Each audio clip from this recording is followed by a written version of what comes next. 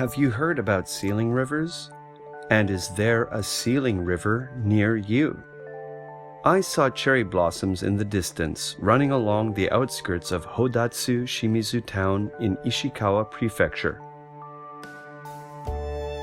There was a tunnel nearby and cherry blossoms on the bank above it. I wondered what this was, but I didn't know. So I went into a nearby gas station and asked the staff in the shop what it was. They told me that it was a sealing river. I went up to the bank with a camera and video.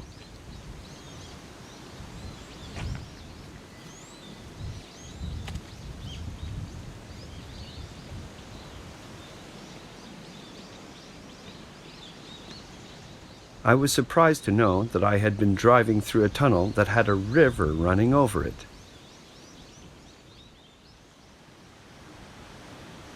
When I went up to the bank and looked at it, the river was surely flowing. Looking at the bank, the riverbed is at the height of the second floor of this residence.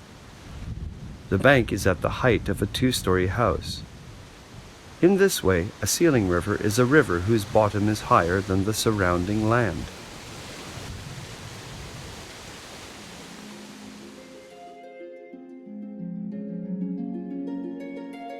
I'm now at the railway station, where the train ran through the tunnel under the sealing river.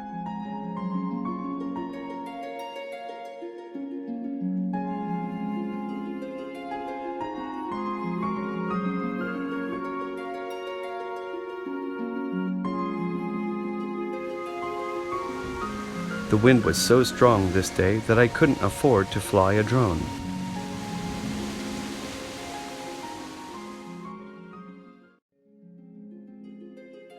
The next day was sunny and the best drone day without wind. So now let's take a look with Droney, my little assistant in the sky, at the sealing river and the cherry blossoms on the bank.